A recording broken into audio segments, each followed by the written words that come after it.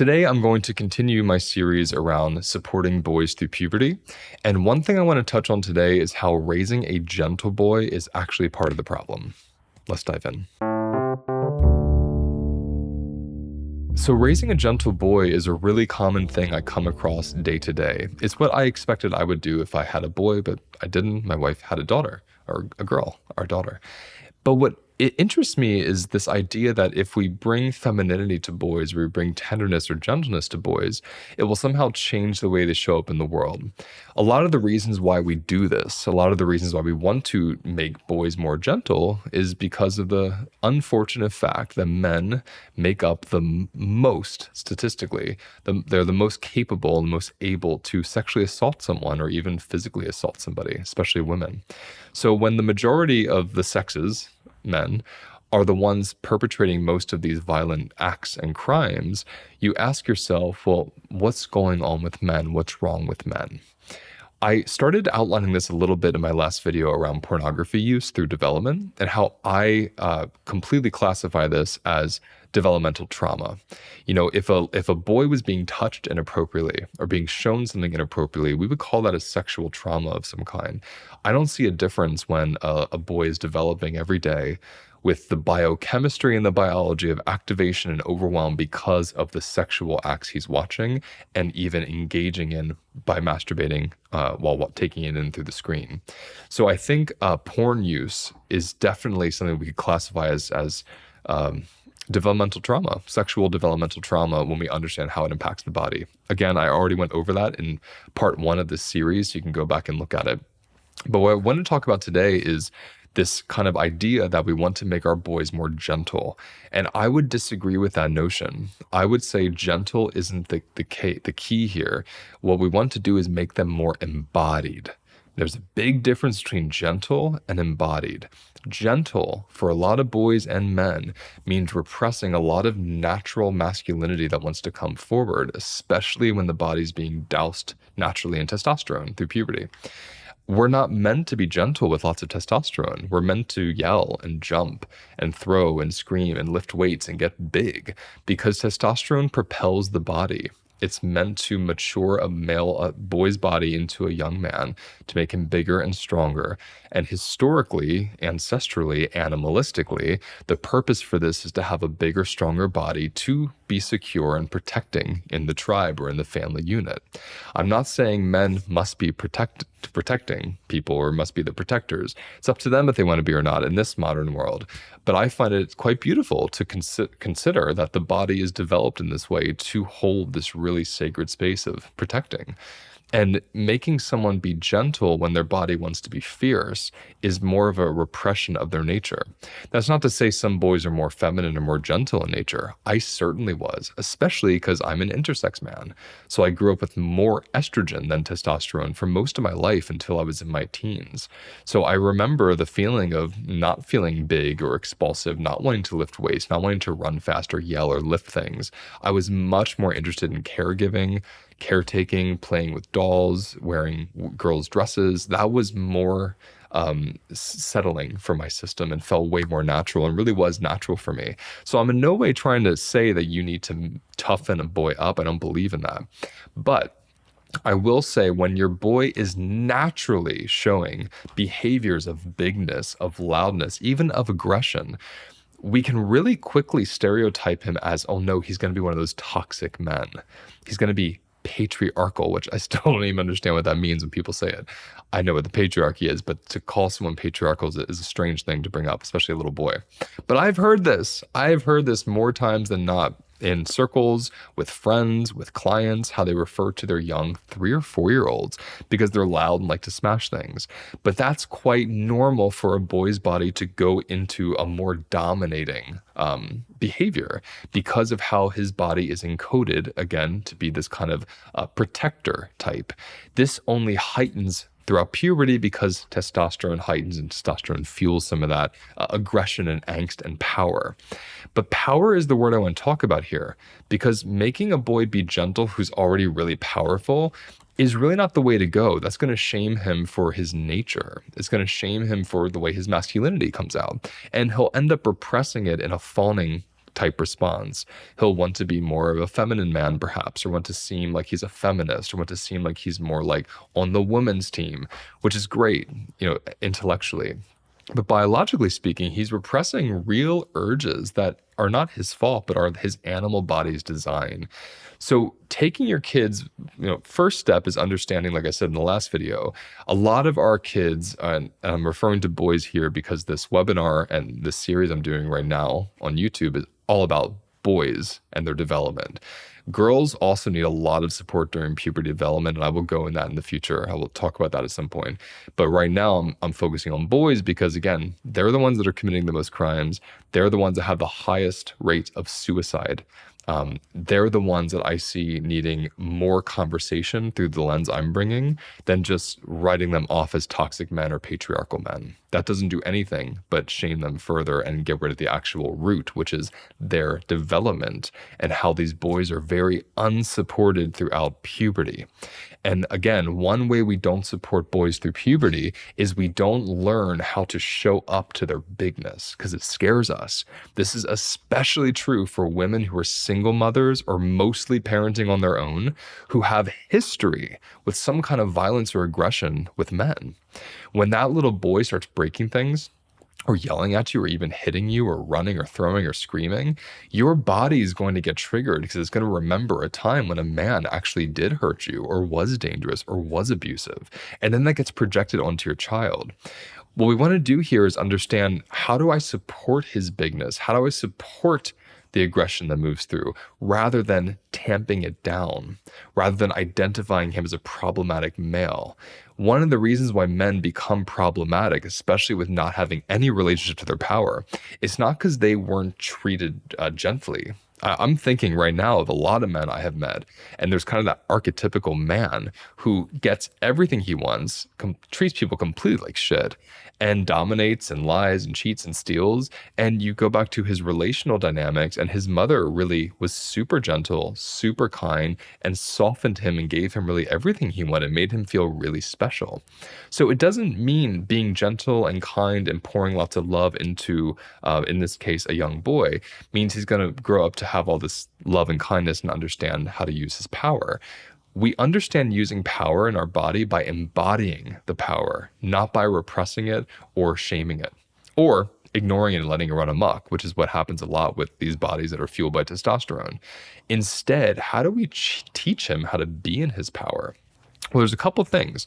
One, I really think it's important that you have a circle, a group of people, a support system of other parents raising boys around the age of your child. So you have a community that holds you, like a mycelial structure that holds you.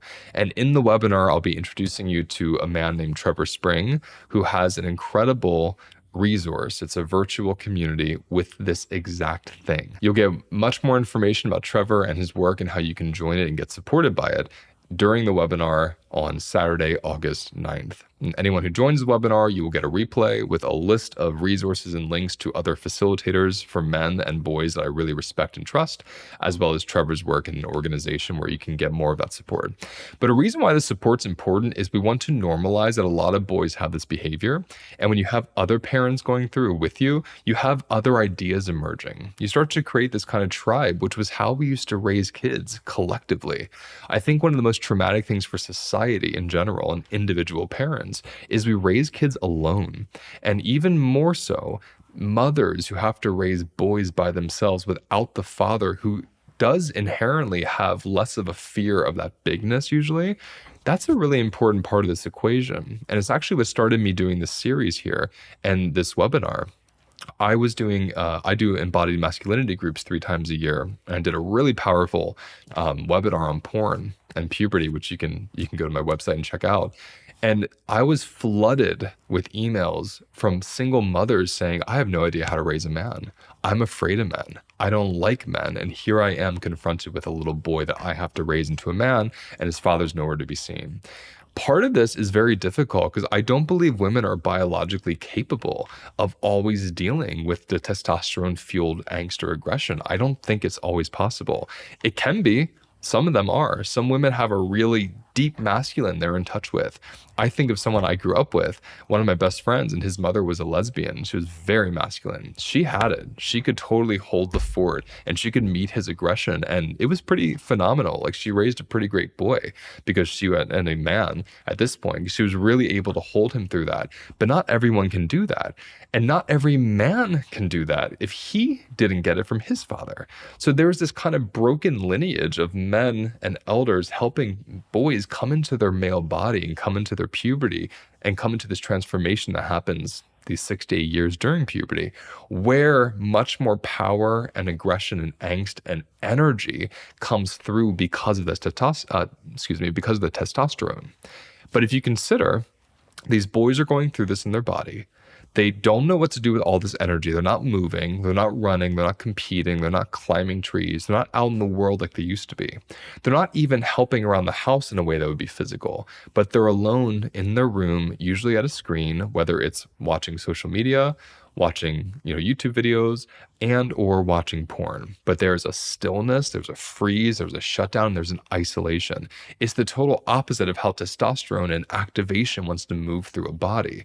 Even testosterone in boys aside, any human being will have this experience when they're isolated with a computer screen for a long time. They will start to get dissociated and they'll start to actually go into collapse, like freeze and collapse, which for animals is playing dead. So the body kind of goes into a play dead. We feel depressed. We don't feel very hungry. Our digestion slows down. We sleep a lot. We're like really languid. We dissociate. We procrastinate. All these things start emerging.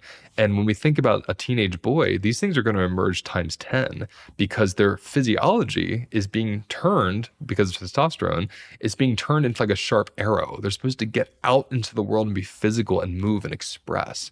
But instead, they're very bogged down in this more, technological landscape that kids are living in these days.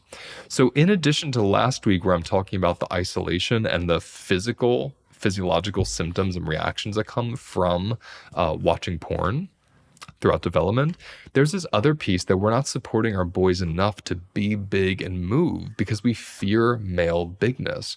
We fear a big masculine presence because, and this is me included, a lot of us come from masculine presences that were really dominating and abusive and painful and manipulative.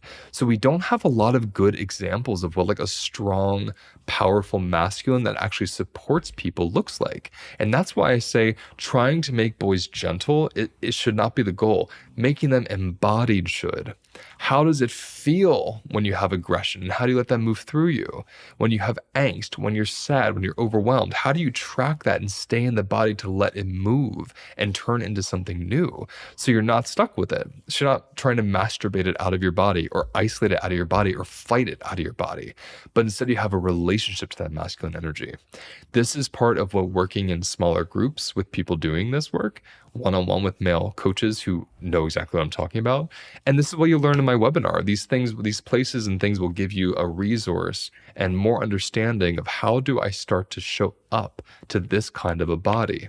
And what I ask any of you watching right now who are parents or caregivers or aunts or uncles, whatever you are in the life of a young boy about to go through puberty or in it already, or, in 10 years going through it, I want you to really check in with your instinct. Because these bodies of ours are brilliant and they hold really ancient wisdom from our ancestors. They know more about raising kids than I or most books do. And when you let them speak, when you let that instinct emerge, and not the ideology of raising a gentle boy, but the instinct of what does this boy need, you start to find really creative, amazing responses. I'll give you one example from a client a long time ago.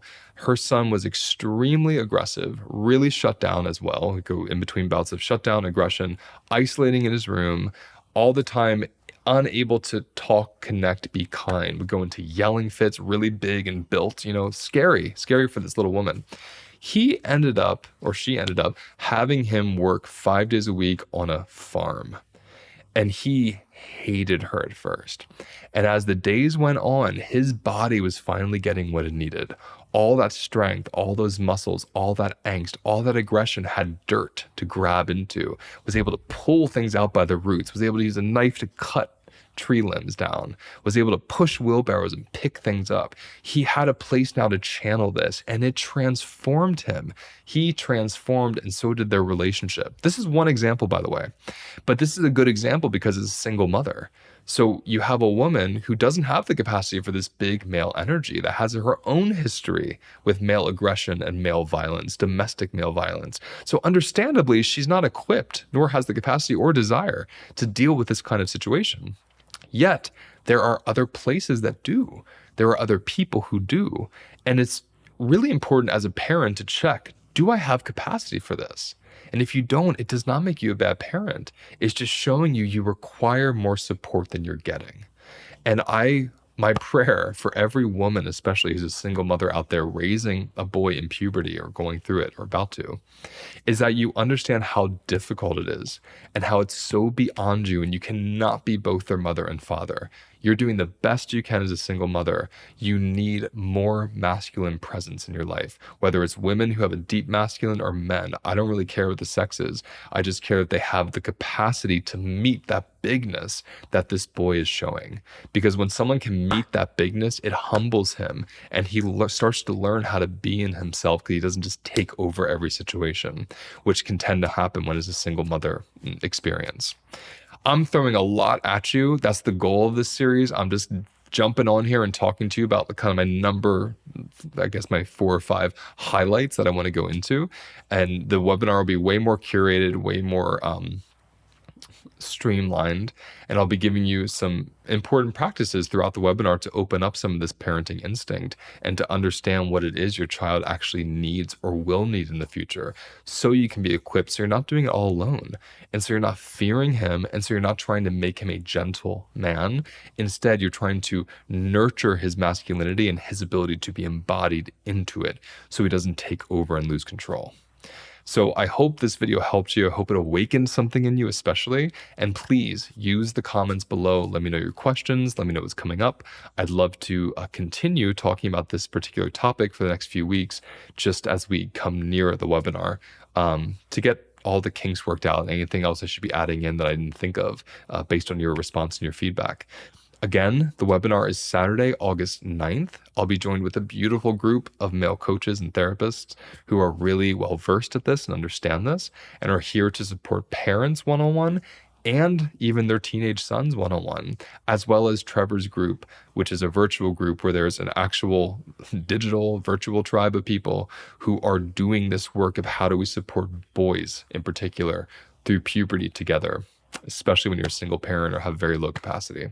So if you go into the episode details, you can get a link to the page for the webinar. You can sign up there, and when the webinar is over, you'll get a detailed list of all these practitioners, and you'll also get the replay and any other resources I have that will help you.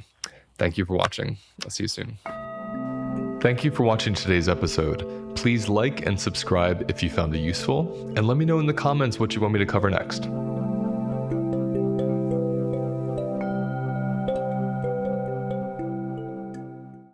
I have developed a 4-week self-paced course that takes 18 years of my personal and professional experience and puts it into one place where you can easily and quickly learn the foundations of recovering from stress and trauma. How does the food you eat affect your stress levels? How do the relationships in your life create stress or peace? How does the relationship you have with your body allow you to feel happier and more settled? I will cover all this and so much more in this 4-week self-paced course. And the best part, it's self-paced. You don't have to sign up at a certain date or finish it at a certain time. It's yours for life, and it's waiting there for you when you're ready to finish it. Throughout this course, I'll be teaching you philosophies and practices that combine my 3 favorite modalities: somatic experiencing, embodied parts work, and nutrition. For more information on this course, click on the link in my episode details.